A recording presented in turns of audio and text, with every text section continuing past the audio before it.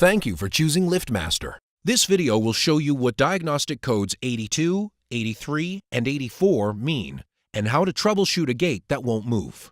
This video is intended for demonstration purposes only. Please consult the manual for complete instructions and safety information. This video continues our series on troubleshooting LiftMaster gate operators. Diagnostic codes 82 and 83 indicate a communication fault from the entrapment protection connections on the expansion board. Diagnostic code 84 indicates that a non-monitored device is connected and has been detected on an input where a monitored device should be connected.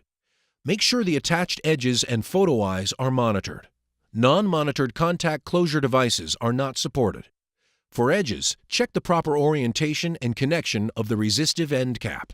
Once entrapment protection devices are connected to the expansion board and learned to the operator will continue to monitor for the presence of those devices.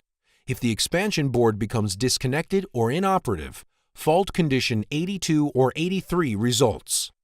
The main symptom is that the gate will not move because expected entrapment protection devices are missing. You will also observe that all LEDs on the expansion board will be off. To resolve this issue, on AC and DC operators, switch the power off. On DC operators, unplug connector J15. Unplug the expansion board harness, then plug it back in.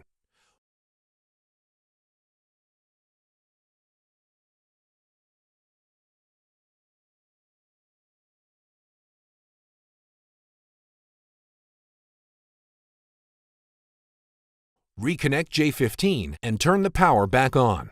The control board has been reset.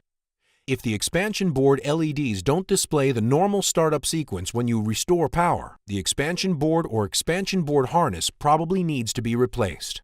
When you finish servicing an operator, be sure to access the diagnostic code history and clear it. Thank you for choosing LiftMaster. Visit liftmaster.com or the dealer extranet for more helpful information.